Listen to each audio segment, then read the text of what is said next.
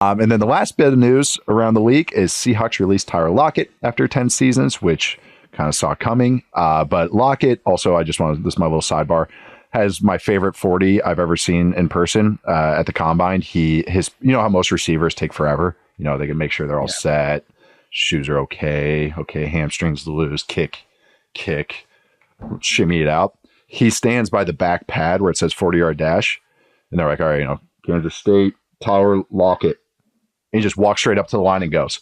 Like, he just like goes, they're like, said his name, walks up to the line, got set, runs. And like everybody, it was fine. And everybody was like, oh, shoot, you like startled me. So that's my memory of Tyler Lockett. Had a great career. Maybe goes to Las Vegas. We'll see where he goes. But the other side news with Seahawks receivers, DK Metcalf requests a trade.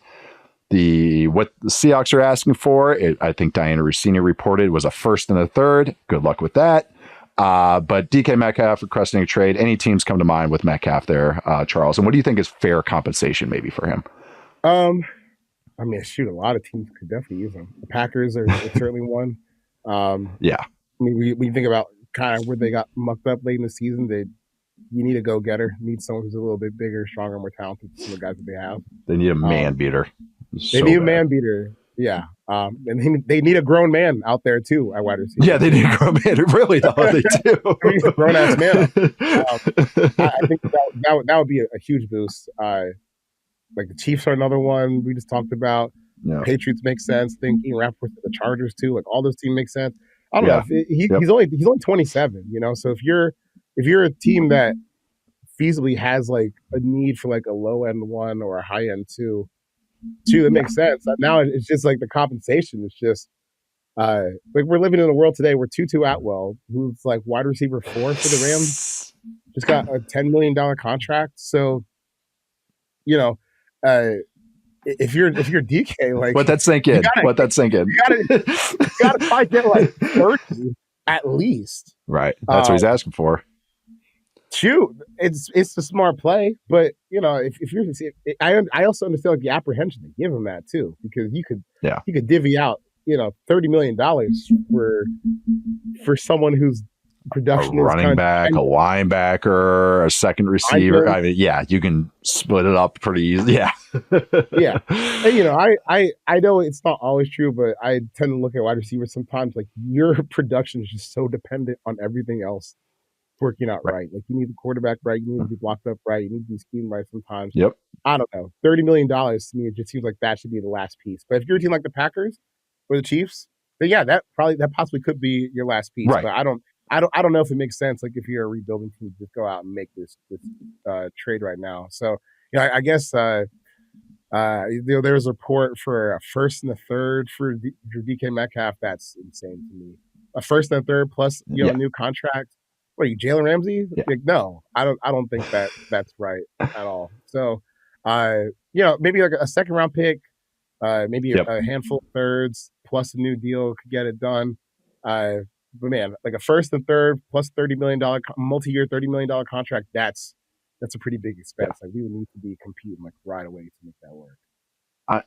I'm with you where I see DK as a real, ideally a high end too. Like on a team, and like you say, he can be your one if you have other dudes with you, you know, kind of a nice little room there of pass catchers, which like DK makes a lot more sense for the Packers than he does for a lot of other teams or the Patriots. Yeah. Is he going to be that AJ Brown trade where it's like, oh my God, like totally changes everything? I don't think he's anywhere near AJ Brown. It's kind of, you know, they were teammates and everything too at Ole Miss, but I think Metcalf is just more, you know, he has a limited route tree. But he is good at those routes that he is good at, and he can go and he can take the top off, and it's exactly what like teams like the Packers need. I'm with you too with that the chain of a play this is where my kind of positional value gets into. Is quarterbacks obviously are one, but then it's who's the player that can stop the quarterbacks quickest, a pass rusher, so D end. Okay, who's the guy that blocks that guy? Okay, offensive tackle. Okay, now if that's all blocked and you don't block the D end, who catches the ball? The receiver.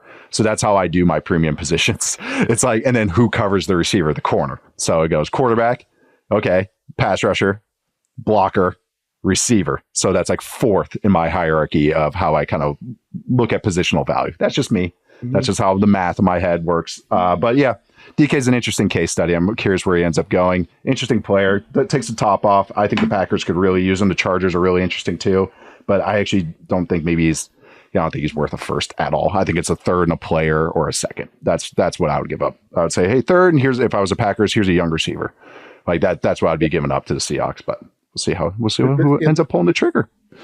Positional value stuff is always interesting because I've started to think of it more. I don't really care about the ranks as much, like quarterback or versus more about the scaling, like how much more. Because I've seen Jackson Dart number 3 in a mock draft. That's crazy.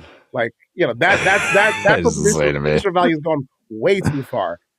Where you're passing out on like several tiers player better. Take a quarterback at 3. Then you need to start readjusting some of your thought processes. But in general, kind of to each their own. Just get some good players. Yeah, get good players. Draft good players.